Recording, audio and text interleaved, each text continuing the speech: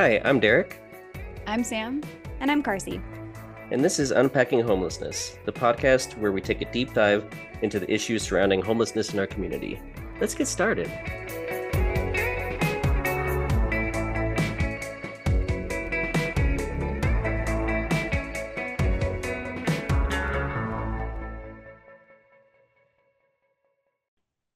Hi, Clarice. Hey, Clarice. Hello, how are you? Hi, good. How are you? Good. Fantastic. Good morning. Good We're so happy to morning. have you on today. Thank you. I'm happy to be here. Excellent. Well, we'll just go ahead and introduce you to the audience here. Today's guest brings a truly unique blend of compassion, grit, and curiosity to everything she does. With a background in psychology and criminology, she went on to earn her master's in social work, plus a specialized certificate in animal assisted social work. Her career path has taken her into some of the most challenging and vital spaces, from emergency rooms and jails to shelters for the homeless and survivors of intimate partner violence. She now serves the community through her work at Jefferson County Public Libraries. She conducted research focused on youths experiencing homelessness. Please welcome our guest to the podcast, Clarice Ambler. Thank you. Hi, you make me sound very, very cool. Thank you. You're You pretty are cool. very cool. Your experience makes you sound cool. Yeah. So And Claire, yeah, sorry, quick shout out. We read your bio again this morning and I was like, Krav Maga, Oh, yeah. badass. Like Been doing that for almost 10 years. I am now an instructor. I've been instructing for almost 3 years. oh It's my awesome. gosh, that is that's so cool. amazing. So, Clarice, knowing that you began in biochemistry and psychology, what led you to pursue a degree in social work? Such a good question. When I was started off in undergrad, I had been kind of uh, guided towards the hard sciences throughout most of my high school. I went to the Academy of Math, Engineering, and Science for high school. So I was very much guided in that direction and thought that that was my going to be my ultimate fate, was working in some sort of engineering. I did biochemical. I wanted to work adjacent to the medical field. I thought that would be kind of the most impactful thing that I could do in that field, kind of the most kind of human connection that I could have in that field. I took one semester's worth of classes and realized I hated it. This was not for me. I didn't like sitting down and just working out problems, working out solutions with by myself, with a pen and a calculator. I needed to be a lot more just involved. So I felt a deeper connection when I started taking psychology classes. um, I just felt a deeper connection to that content. As I kind of dug into possible careers within that kind of psychology, criminology realm, I realized the best way to get that hands-on experience to make that impactful connection was through social work. So that's ultimately the route that I pursued.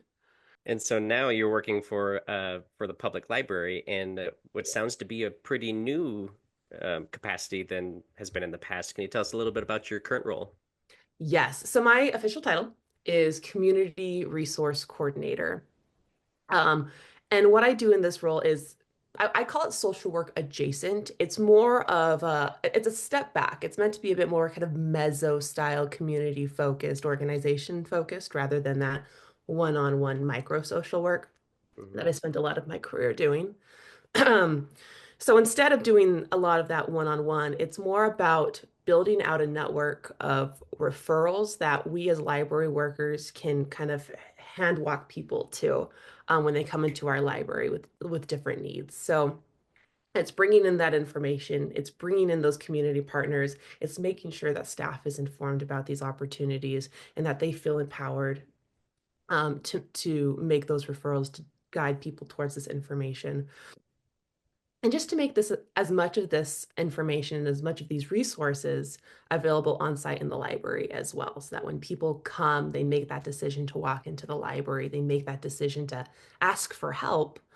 There's something, hopefully, there's some information that we can give them, um, to get them moving in the right direction. And if it's somebody with higher needs, somebody who might just need a little bit more one-on-one attention than our frontline staff, our PX staff, patron experience staff can give.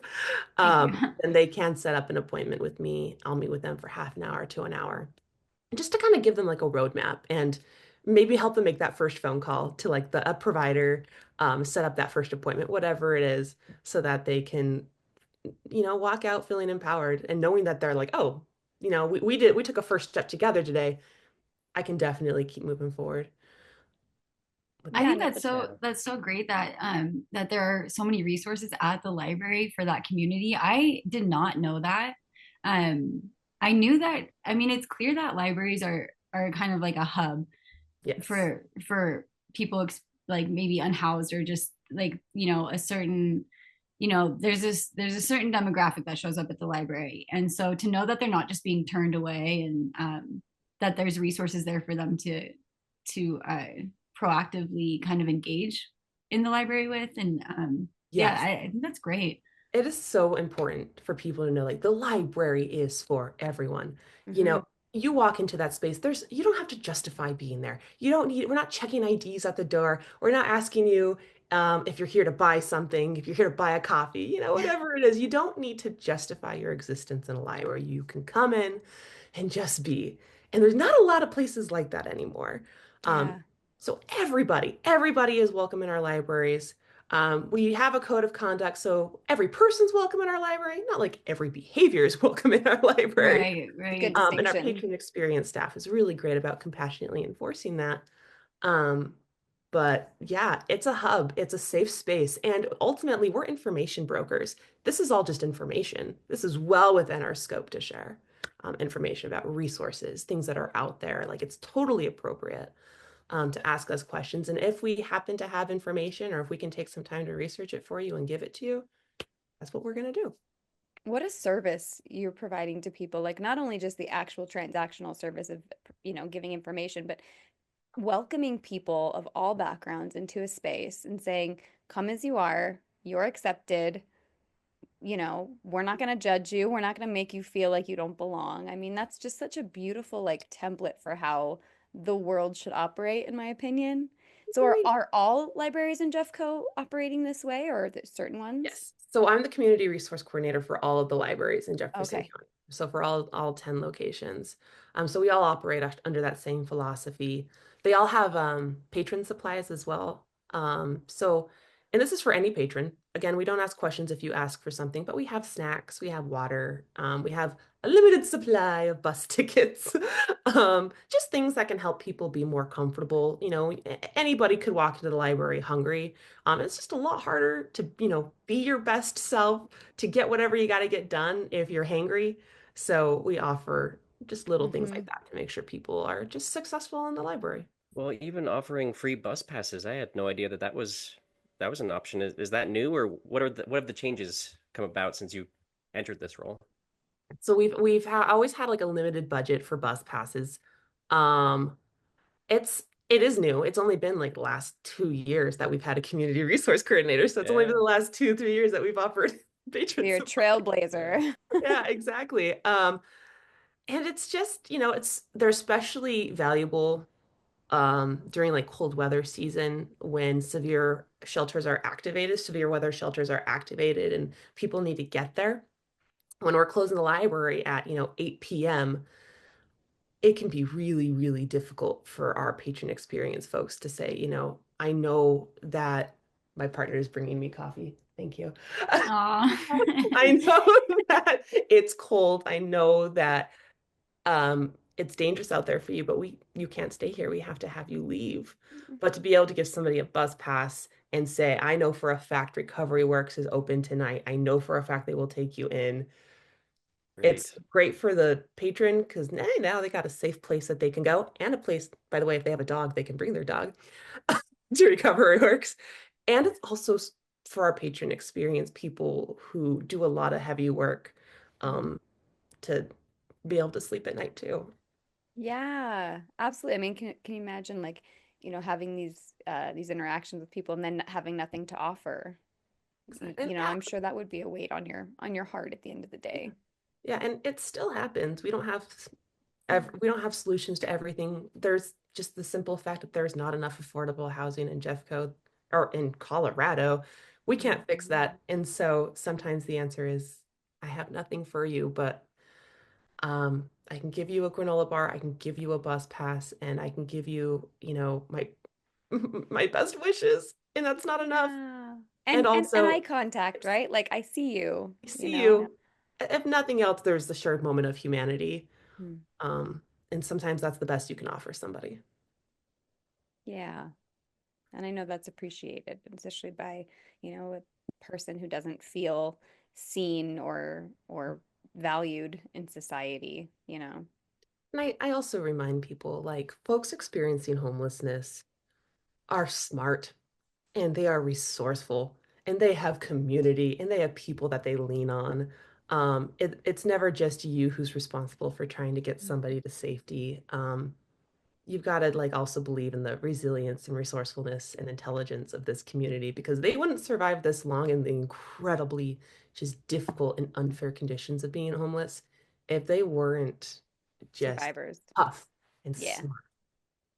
It really absolutely. warms my heart to know that I'm sure there was like a turning point or there was a moment that came to a head where it's like, listen, there are people showing up at our doorstep at the library.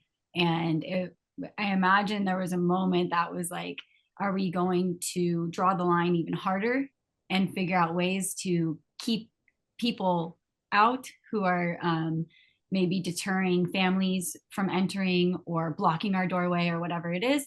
Or are we going to give them resources and kind of um, offer them something. So it's like, hey, they are here. This is where people are congregating.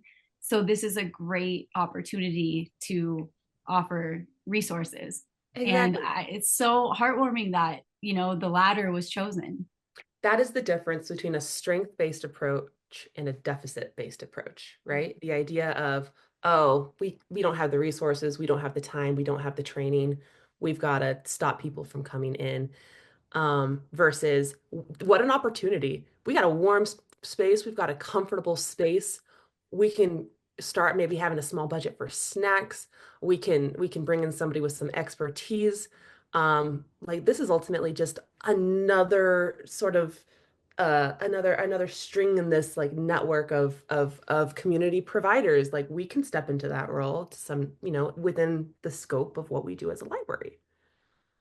Yeah, and I imagine some families are even still a little because not everybody has insight on to what's going on in those programs and the purpose of people coming to the library and to obtain those resources and things. So I think from an outside perspective, you could easily just see, oh, that's I can't bring my kid there. There's people there who whatever don't look like me basically. And uh, in your experience, is that justified, or can you explain like how that's not justified?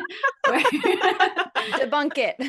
Can you debunk that theory, or can Yes. you debunk that perspective of that it's not a safe place to go? It's not inclusive for me and my family because it's so inclusive for others. Absolutely. Our libraries, when we say that they're open for everyone, we mean that from the bottom of our hearts. We have so much programming.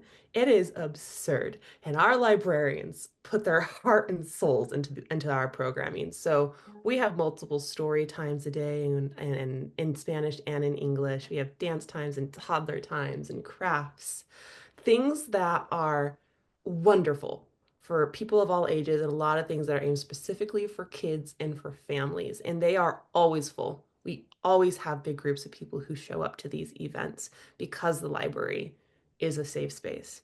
Um, we have a code of conduct, we enforce it. So if we see behaviors that are not in line with the code of conduct, we address them. Um, and I'll say now that for the most part, if you were to ever take a look at our incident reports, when we're talking about folks having incidents in the library, the thing that we mostly have to address is people falling asleep. We have to wake them up. So dangerous. That is number one. Yeah. Occasionally, we'll have somebody bring in like an animal that's not a service animal, and we'll have to ask them to leave. And then that gets an incident report. That is day to day, the vast majority of what happens in our I would library that imagine you have requires. just as many rowdy teenagers that you do incidents with homeless people. Exactly. Yeah, we can't even tell you. I couldn't even tell you if most of that was with folks experiencing homelessness, because you don't Sure. unless I know them personally or if they're Hmm. a regular, because you don't necessarily know on site. Yeah. But yeah, it's all walks of life. Um, People doing silly things that we have to address. And if we ever had a situation where we see somebody's getting aggravated, they're frustrated, maybe they walked into our library, obviously already having a not so great day, we are trained in de-escalation. And also, we're more than happy to bring in law enforcement. We have a great relationship with them. They can come in, walk somebody out, talk to them, and figure out, hey, what's going on? What do you need? And just remove that from the library because I understand that that can be really stressful for people, and we don't want that, right? We don't want people to come to the library and be re-traumatized. So we'll address those in the moment and we'll get support if we need it. But that's true with any public space. You have open doors. Anything Mhm. can happen. That's true. It's really just about, hey, what's our training look like? What's our support look like? We can we can handle this. Well, and with the cost of living, having this space for anybody, regardless of whether you're housed or unhoused, everybody's taking advantage of this service. It's wonderful. It's everybody needs it, and to just not judge those that are coming in. Exactly. I just what you said, you spoke to that. It's for everybody. I have a friend who spent a part of her life as a single mother, really challenging stuff going on in her life. And she describes the library as the one place during that time where she could say yes. So her kids could ask for anything in the library. They could pull whatever books they want. They could ask to go to any event, any program, and she could just say yes to all Yeah. of it because it's free. There's Aw. no consequences. And like, that's where she built community with other moms going out to all these different programs and how her kids got to explore different topics and different hobbies. And it was just a lifesaver. Yeah. So it really is. It's a magical place. You can't overstate it. It's It amazing. is. It is. We actually just spoke with a friend who grew up homeless, and she mentioned that, their family went to the library all the time, and reading really was her escape Yeah. from that life. And I think that that's such a testament to those resources and that acceptance and that space to be imaginative and creative and safe. And so it's just incredible.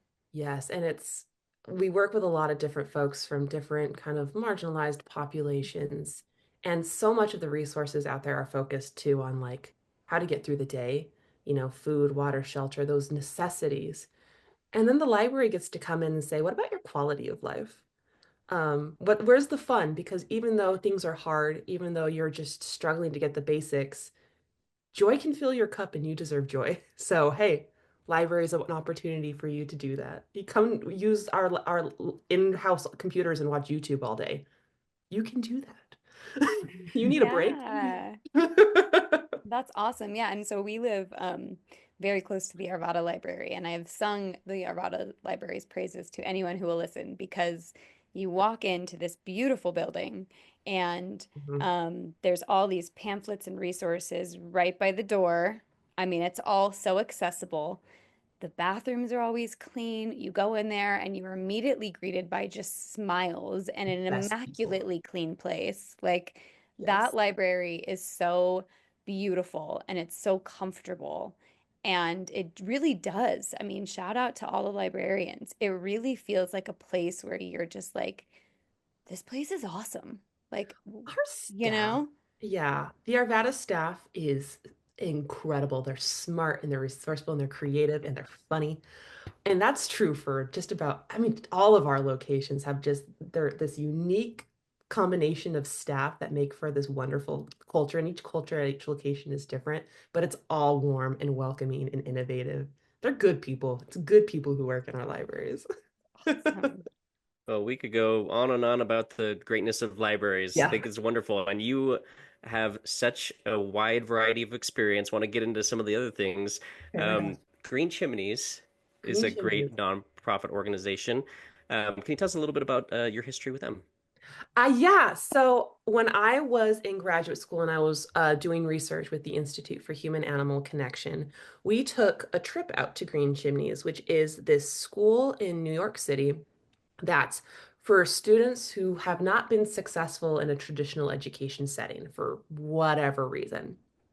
And so they created this whole program around the idea that human animal connection can really help folks achieve, emotional regulation, can help with things like self-esteem and positive social interaction and even like goal setting, like just really leveraging this existing connection that we have with different creatures and using it to help kids just kind of find themselves and find what they want to do and who they want to be while finding success in academics as well. So we went there specifically just to learn about their programs and how they leverage that connection and engage in some of that programming. And also just to inform some research that we were doing about how interactions with animals and programs with animals help with emotional regulation in the classroom. So we had an ongoing project, and I believe it's still going on because it was a big project over at Green Chimneys, where we would essentially use a variation of the facial action coding system, which is just we use like a simplified version of that where you look at people's faces and recognize changes in emotions. And we would watch videos of students in the classroom before and after animal programming to see uh, how they were regulating their emotions, if they were more or less successful. So really interesting stuff. Took a lot of training to learn how to recognize emotions. But What were some of the outcomes that you witnessed? when I was there, it was still being done. Mm, So I couldn't speak to exactly what the outcomes were with our study. mhm. However, other studies would have found that working with animals helps with emotional regulation. I mean, that's just the long short of it. There's just something about, there's a few different things happening there, right? One is forming that kind of emotional connection with another living being. It can be really hard with people. People are complicated. People lie. People have their own Judge. histories and stories, and animals do too, but there's also just a simplicity to animals that you don't necessarily get with people. Mhm. And so building that connection can happen a little easier. Um, and animals don't mock you and they don't judge you and they don't bully you unless they're my cat. Um, there's a safety there. My cat does the opposite of building my self-esteem. Um, and then there's just when you get this opportunity to take care of something too. And for a lot of these kids, maybe it's their first time in their life that they've gotten to like take care of something, brush something's coat to make sure it's healthy and shiny and make sure that it's getting fed and treats and water. And all of this just builds a different understanding of yourself, a confidence and a competency that manifests in just a little bit of inner peace. That's not the scientific way to say that, but but it Yeah, does. why not? I mean, it's pretty obvious, but I would love to know what your opinions are. So there are a lot of people experiencing homelessness that have pets and have, particularly dogs, but I'm sure there's some cat people out there. And I think some people might have the opinion that like that's maybe not the best life for that dog or whatever their judgment is against that. But can you use some of that background that you've gained to sort of debunk that as well? Absolutely. Oh, yes. I understand when you see someone experiencing homelessness on the street and you see them with a pet, and immediately, for most of us animal lovers, we're like, is that healthy for the dog? Is that dog getting it? Because it is usually a dog. Are they getting food? Are they getting care? Are they getting proper shelter? Are they getting their vaccines? Things like that. And that's a sign that you're a good person. You care. So I can help alleviate some of those concerns here. Again, studies have been done um, on this phenomenon. Having a dog for someone who's experiencing homelessness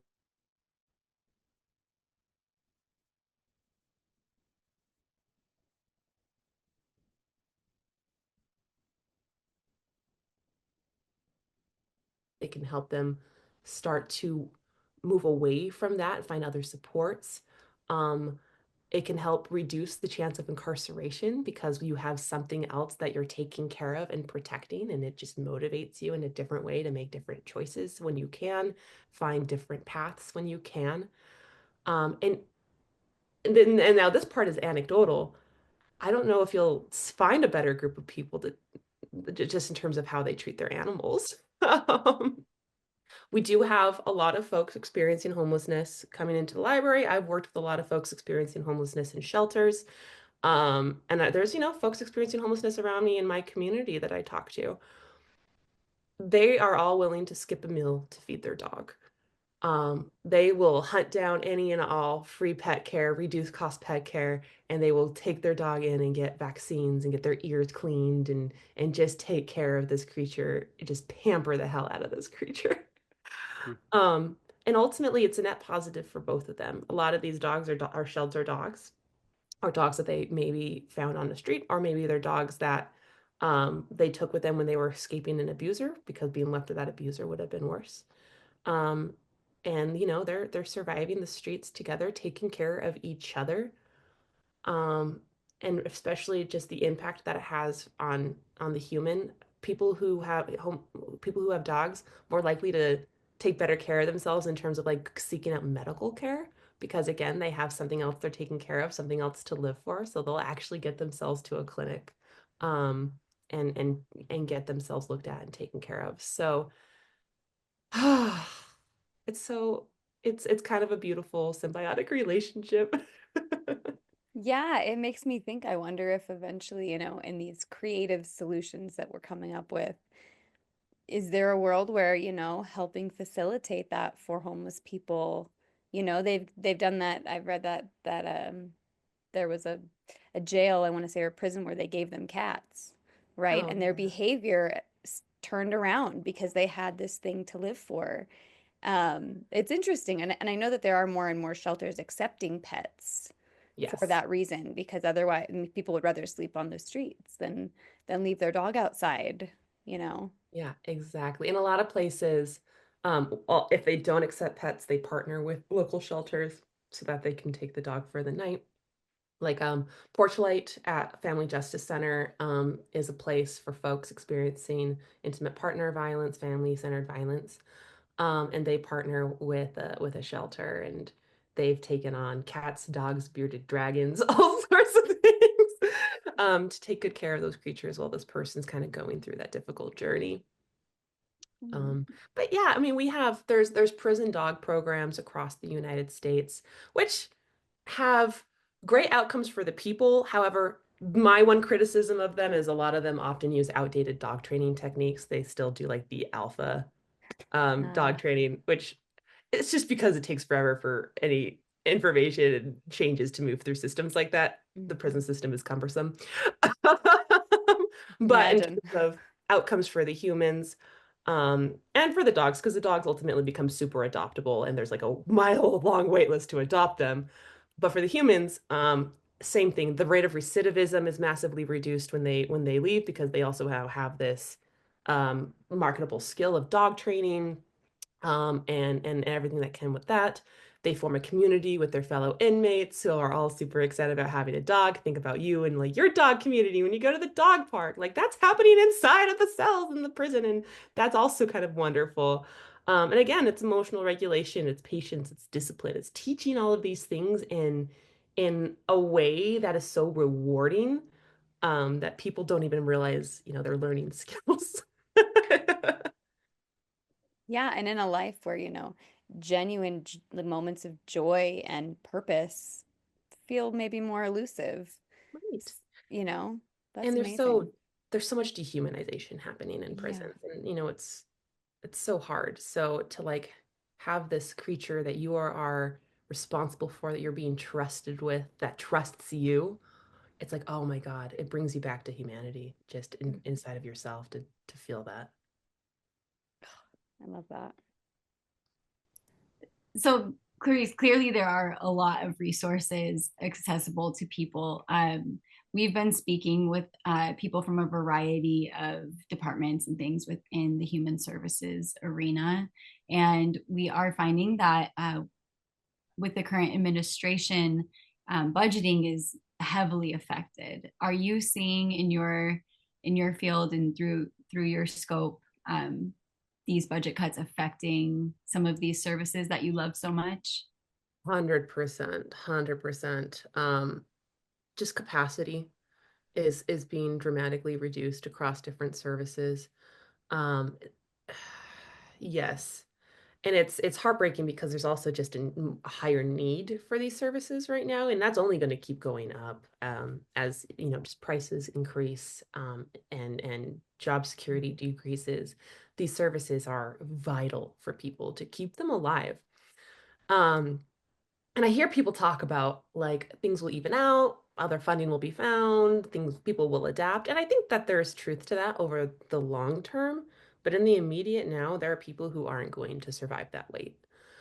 Um, I know like Volunteers of America has had to scale back a lot. Medicaid has had to scale back a lot. A lot of like benefit navigation programs have had to scale back. Uh, Food banks are probably the thing that got hit. They got hit really hard, and they were probably the thing that I saw first have be impacted in terms of the services that they could offer. Um, Immediately they had to take away like ready-made bags, like I don't want to name organizations. I don't know why I'm being weird about it. But like Yeah. some had to like take away some of these like emergency bags that they had, grocery bags that they had for people who came in and just needed something to get through the next couple of days. They've had to cut down their food bank hours to, you know, only a couple of times a month instead of every week. Um, and like summer programs for meals for kids have had to be reduced, and the places that that's offered have had to be cut back. And that sucks. Hmm. Well, have you noticed a spike in certain questions being asked by homeless people coming in? I know you have the wall of resources, which is wonderful, so you may not have direct conversations with everybody, but when you do, have you noticed certain questions being asked more often when they're looking for help? Such a good question. I mean, it's always around housing, right? And I feel like that has stayed pretty steady. But the thing is, what I feel more in these conversations is this just this sense of urgency. Like I got to get into housing now because if I don't, who knows what's going to be offered later? That is a worry that I have heard. Hmm. Um, so it's not right now where we are. I haven't necessarily heard it more, but what I've seen is just more fearfulness and an urgency to resolve their situation while they can is their perspective. Like this is it's now or never.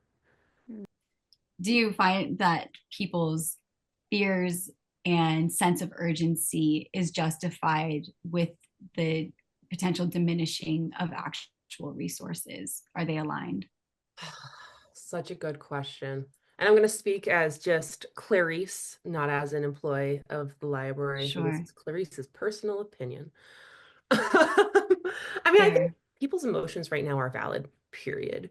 And especially if you have in any way experienced being underserved or marginalized or hold an identity that is not that has been demonstrated to be unvalued or um endangered, quite frankly, by some of the things that are happening right now.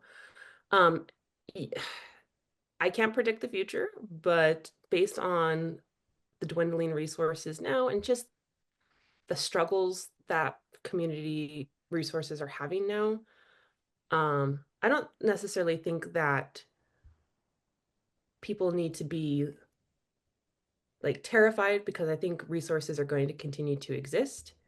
Um, Wait lists are going to get longer. Staff capacity is going to be reduced, at least for now. I don't think that's going to last forever.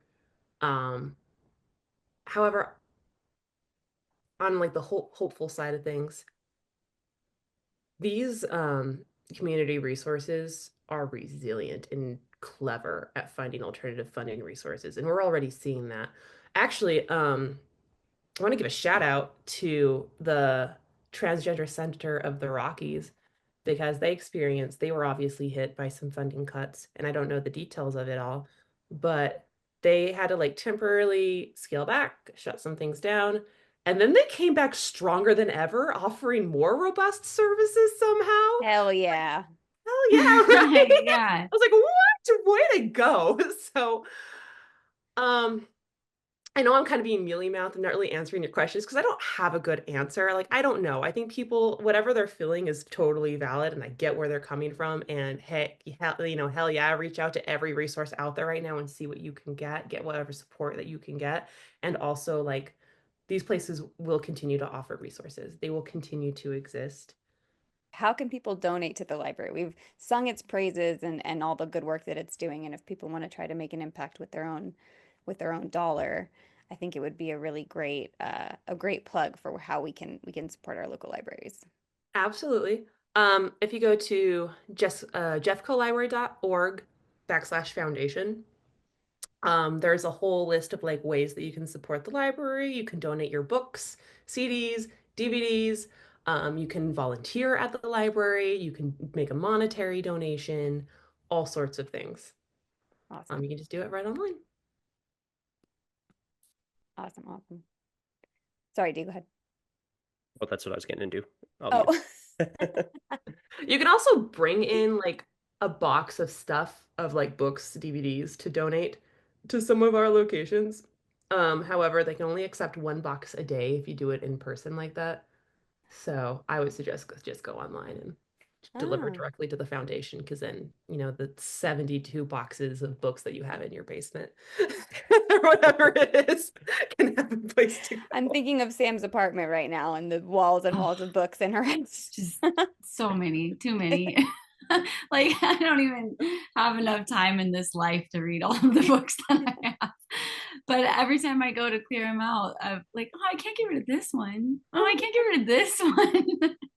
Yes. Yeah. And like some of them are like our gifts, some of them are like books that I read Sure. during a certain time in my life, and some of them just have pretty covers.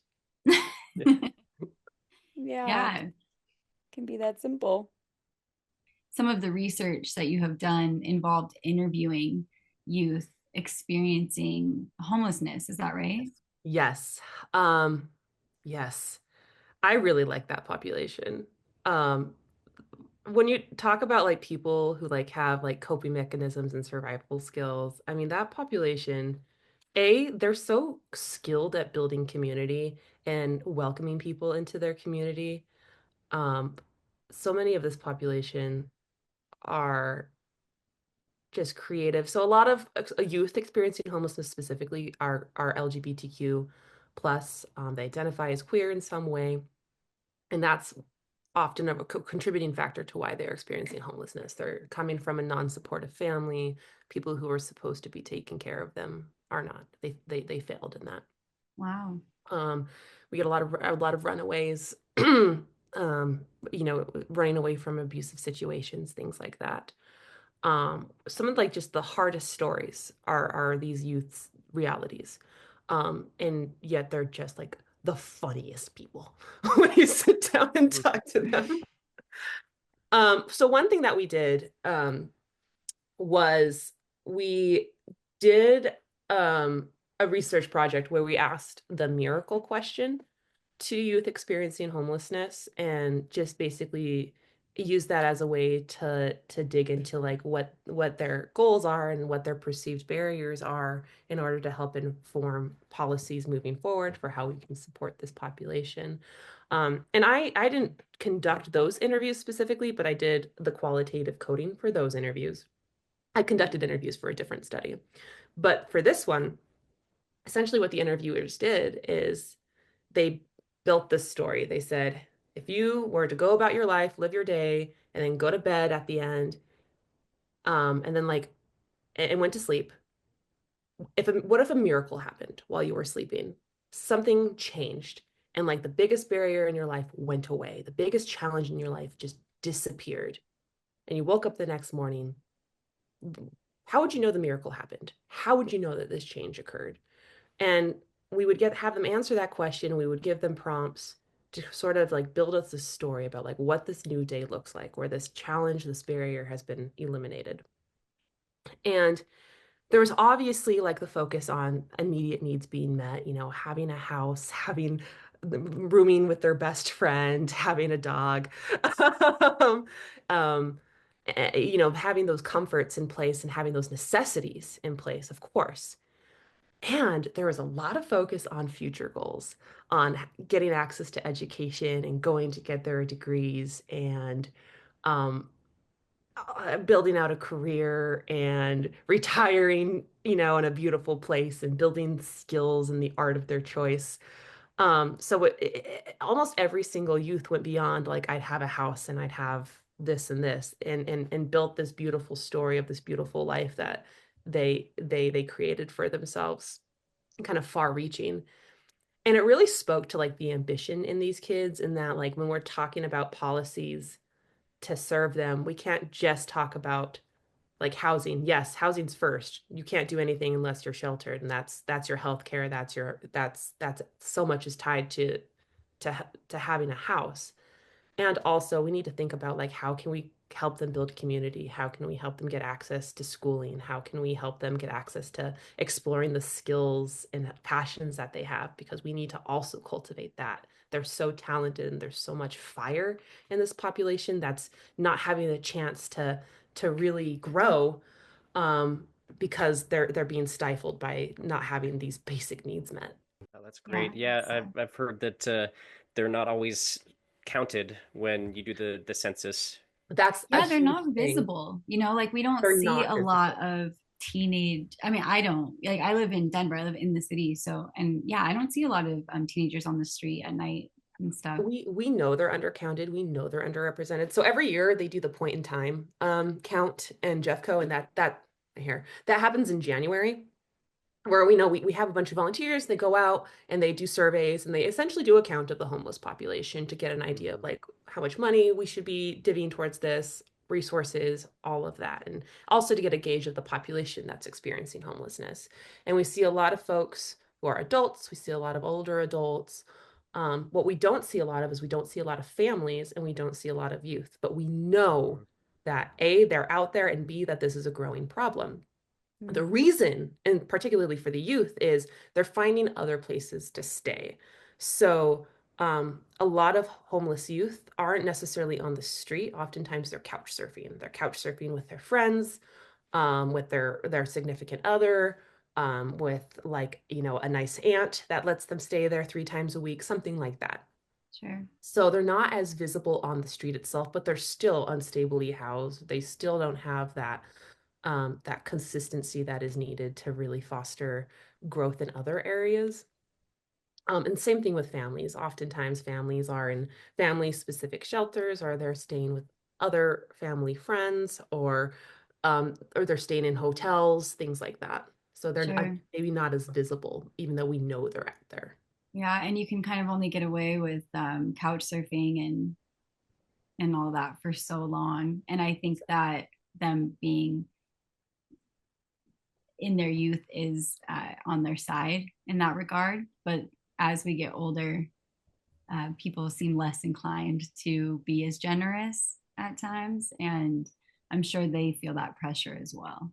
I'm sure Exactly. And there's a ticking clock for them knowing that, like, okay, I can couch surf now. I can stay with my aunt for now. mhm. I can get these kind of free meal tickets for now, but that's not a sustainable way to live. Exactly. And there's trauma that can be associated with couch surfing, right? You're Sure. vulnerable. Someone's offering you a space in their home. It might not be for good intentions. And that's something that Sure. we see all the time too. Yeah. Yeah. And then, obviously if they're kids, Hmm. they've got all these developmental things going on, but also they have the expectations to go to school. And how do they get there? How do they show up? How do they meet those needs? Hmm. Exactly. And that could be really hard too. And having people understand their situation, having like teachers understand their situation, like really hard to get that essay done when you don't know where you're gonna, stay that night, doesn't mean that you're not brilliant, that you're not smart, that you're not hardworking. It's just that your energy has to go to other places. Yeah, and it probably doesn't, I mean, if I was an unhoused high schooler, my essay or all the other things I'm dealing with, I mean, your priorities are pretty different than the average high schooler, I imagine. Exactly. And you have to make very different choices. Hmm. Yeah. Are there some good services that you know of for maybe like specifically tailored to the Oh, youth? yeah. Oh, Urban Peak. Urban Peak. Urban Peak is so good. Oh my goodness. Another place that if y'all want to donate to Urban Peak. They do incredible work. And they just, in the last couple of years, revamped they bought a huge building. So now all of their services are in one place. They have like their day shelter and their drop-in, and then they have their shelters for youth, which are also divvied by like gender and age. Um, but they're open every day. There's always somebody there. Um, and the quality of services that they offer and just the compassion of their staff. Whew, Urban Peak blows me away. Nice. We'll give them a good plug here. I put a Yeah. big heart next to Urban Peak. We Yeah, love that's Urban Peak. Urban Peak is where we went to do a lot of our interviews. So I worked really closely with staff when we were doing that, and just it's a cool space. It was a cool space when I went there. It's even cooler now with everything that they've done. And this transgender center of the Rockies, do they serve the youth as well? Do they have programs for They do. They minors? house one of my favorite programs that they house is they have something called Marcia's Closet, which offers gender affirming clothing and like binders and things like that for youth, so that they can explore that and affirm their identity through clothing for free. Oh, that's That's great. awesome. Is that one of the things that was implemented on the other side of? Yeah, they still have it. They still have it. It's still open. Marcia's Closet for a while was like a little bit sporadic, at least in my experience, was a little bit sporadic in terms of like their hours, just because they have to have somebody there. But it's yeah, when they made their hours more robust, Marcia's Closet's definitely part of that. Right on. And is that somewhere that like we could donate clothing to? Anyone can donate Oh clothing yeah, you to can kind of donate. You thing? can Yeah. donate to Closet. Yeah. Oh, very cool. That's amazing. Well, Clarice, you've blown us away with all of your resources and your experience and your passion and just the way that you've carried this light with you throughout your life to help serve people that really, I think, feel invisible a lot of the time. And you make them feel seen and validated. It's just thank you so much for all the work you're doing. Yeah, Thank you. you've been in the trenches and you are just such a bright light. I would think that you just got out of school ready to see, ready to get into the world. Like you have this such a natural empathy and compassion that just like glows off of you and is so contagious. And we love that. We're here to kind of spread empathy and to build connection through different demographics in our communities, and you're such a shining example of showing empathy to everybody around. So thank you so much. Thank you. I really like humans. Humans are fascinating. They're strong. I don't know. I love stories. So why I got into this work was I loved connecting through stories and people's stories. Um, yeah, people amaze me. Thank you all. This is such a great. Yeah, it's You great. all were great. I felt very comfortable talking to you all. Felt very supportive. Oh, Good. I'm Great interviewers. glad. yeah, This is Yeah. that's how it should great. be. Yeah, we were so happy to have you on today, Clarice, and I hope we can even get a future conversation with you. Your work is so it's ever evolving, and I feel like as time goes on, you're only going to have more to share with us. So we really hope to see you again in the future. And thank you so much again for joining us today. Thank you. I appreciate you all. Thank Yeah, you, it's Clarice. been lovely. Have Thank a you, great Clarice. Saturday. Thanks, Al. See you. All Bye. right, bye. All right, let's unpack that. I love her. I totally Yeah. love her. She's What great energy. She's great. yeah. I'm like, can we hang out? I want to hang Yeah. out with you. Do you want to be best friends? I know. Do you want to be best friends? Because I don't want to be best friends. Yeah, so she got her start in, I mean, she's hit so many different demographics over the years before she got into social work. I remember at one point she said something about wanting to get into the gunk. Is that how she phrased it? She said something about like, why did you go from, we asked her, why did you go from um, what was she doing right before this? Oh, chemical Oh, engineering. We Oh, didn't even get into that. So biochemistry. yeah, biochemistry. Yeah. biochemistry, and then got into psychology, and then got into this. And she's like, she just wanted to be kind of boots on the ground, like immersing herself in the real-time problems. And it's very clear that that's what she's kind of based her career path on. And really cool of her. Yeah, she's really been in it all. I mean, in the jails, working with the youth, working with the animal human relationship, and now in the library. I mean, she's covering all the ground. Yeah. Oh Uh, yeah, we should have dug more into that. Kars, you wanted to talk about the more about the pets and how some homeless shelters allow pets, and she seemed to have some perspective on that. yeah, I think she kind of touched on that about how, one thing that I was really excited to hear about and to be affirmed by is that, it really is a symbiotic relationship between homeless people and their pets, and that, I think in these creative um, endeavors that we're using as a society to try to solve homelessness, I think using animals for that is really smart. There are so many animals that need loving people to care for them, and there are so many people that need something to love. And so, and with the evolution of more and more shelters, day shelters and overnight shelters accepting pets, it's just sort of a natural, obvious thing to say, let's get these people some animals and see if we can help build their self-worth and their dignity that way. Yeah, and allowing people with their animals into spaces too is Hmm. so important. She emphasized that, and you as well kind of highlighted it, that people would rather sleep outside with their animal if it's not allowed in the shelter, in the space with them. So I think, like, kind of destigmatizing some of that, like, oh, that's so unfair to the animal. Yeah, poor dog. Yeah, and I've and seen some fat dogs on the street. I just want to point, I've seen a Yeah. lot of like homeless people with their dogs, and that dog looks well fed and well groomed and very happy.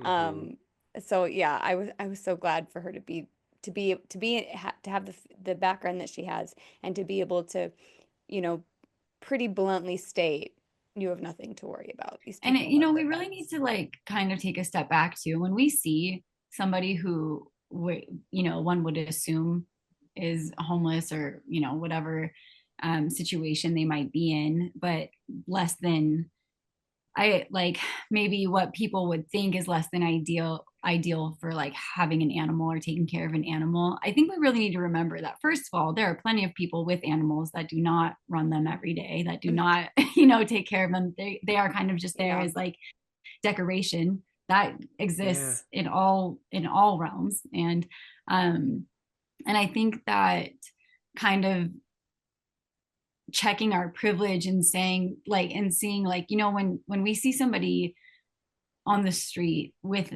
a dog, um you know that person could, who knows what they've experienced, where, who knows what they've been through with a person or with people. And the maybe the trust that they've, the distrust that they've built with humans, like, doesn't translate to their animal. So their animal is really perhaps that one relationship in their life that they can fully invest in and fully trust and take care of, and know that their animal is going to be there for them. And to even kind of, like, rob them of that relationship, or think that they're not deserving of that relationship, it's kind of a messed up approach to take. And I know, like, I've been with people before where, it's like, oh, that's so sad that they have a dog. It's like, no, it's not. Quite the It's opposite. actually, like, the opposite. It's Yeah. actually, like, Yeah. really beautiful that they have a dog. Well, on Well, the emotional regulation point of that, I feel like that is huge too, because the same people are complaining about the mental health issues and the loud outbursts by people, but the emotional regulation piece is huge. I think that's a big part of it. Yeah. Well, and our stepdad, Steve, he had a dog when he was on the streets, and Mhm. he loved that dog. I mean, that dog, right? Like It was that, genuinely his best friend, you know. yeah, it's probably what kept him going, I imagine, a lot of the time, was having him to take care of. Having something to protect and all of that. Yeah. Kind of Yeah. translates all of those kind of human connections that we need to have for our Yeah, happiness onto an animal. Yeah. I liked that bit that she was talking about of how everybody's entitled to joy, where we all, it's easy to often think about let's do these things to meet the needs of people that don't have their basic needs being met. But she was talking about how, yeah, you got a place where you can just come and relax, be warm, surf YouTube, have some simple pleasures beyond just making ends meet. I thought Yeah. that was worth thinking And about some more. what she said about the friend she had who was a single mom, and the library was the place she could go and say yes to everything. Yeah. Oh my gosh, like that's so true. Like there are so few places, even if you're a a partnered person, where it's like you have to say no to your kids all the time, and it is exhausting, and you're like, I don't want to have to like watch you like a hawk all the time everywhere, and say no all the time and be like the grumpy mom. And so to be able to, like, we do that at the library. We go and my kids, they explore and they look through all the books and they get all excited, and there's a big room in there they get to run around in, and nobody ever tells them to stop or to settle down. And it's true. Libraries are such an important part of the fabric of people having access to resources and not feeling like put out by using those resources. you know it's just really amazing. And I love what she said about library staff, like how cool and funny they are. I Yeah. totally I totally get that. Like, yeah, they seem like an awesome group of people. Yeah. It's good to know that it's such an inclusive place.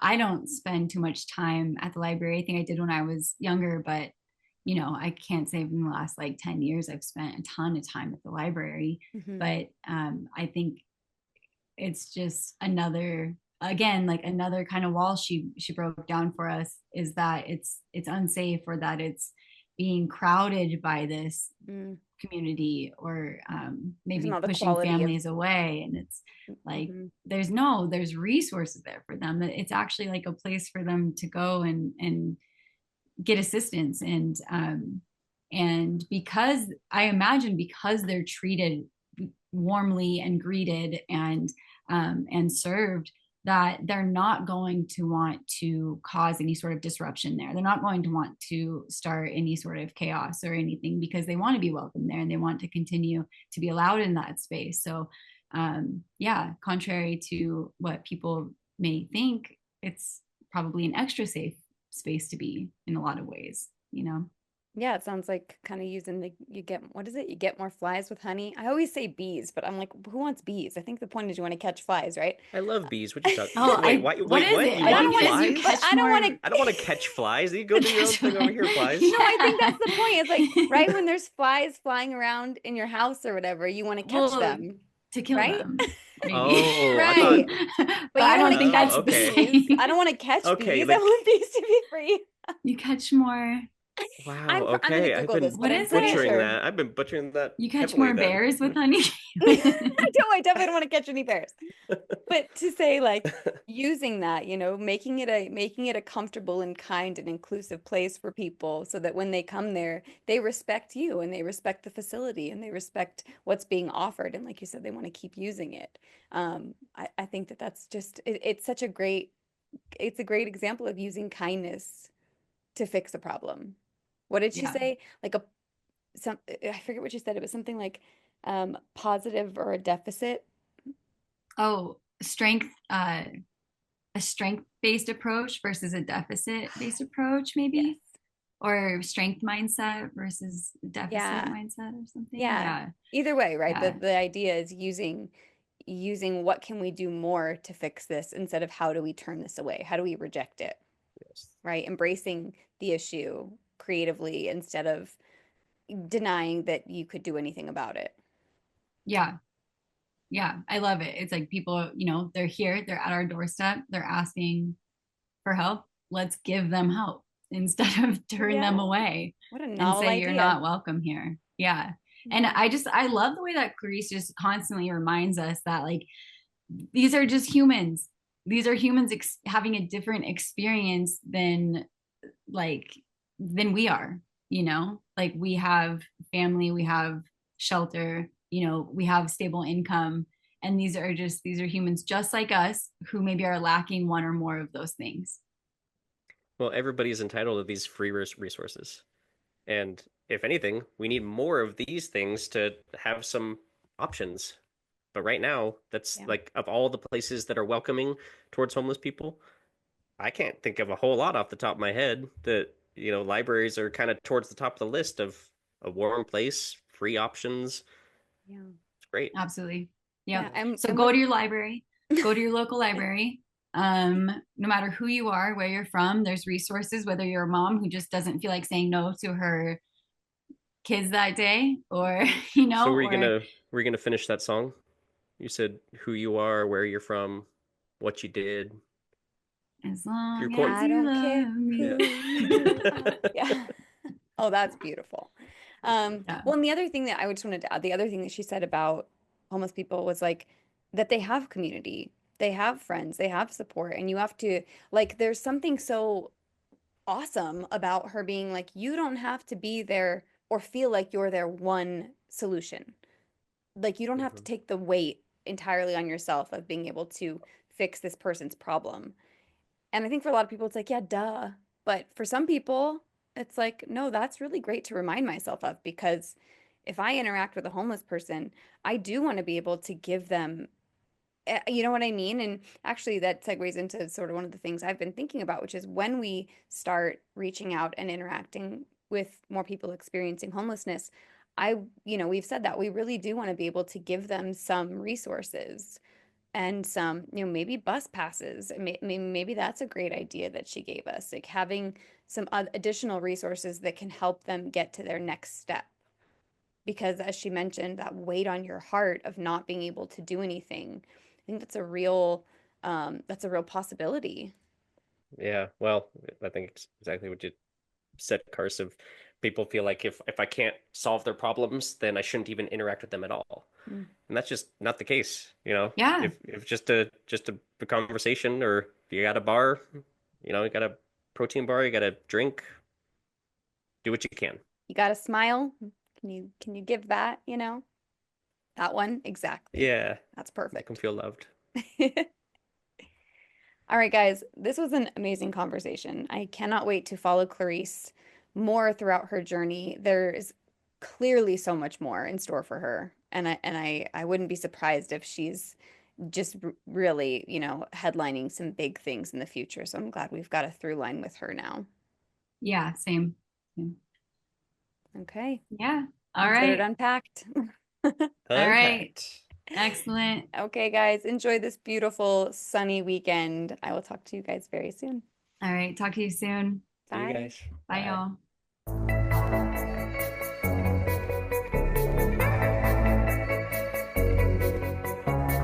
Thanks for listening to Unpacking Homelessness. This episode was produced and edited by us. Our theme song is by Eric Lawson. You can find more of his music at soundcloud.com/eelaws. If you or someone you know would like to contribute to our show, get in touch with us at unpackinghomelessness@gmail.com. Until next time.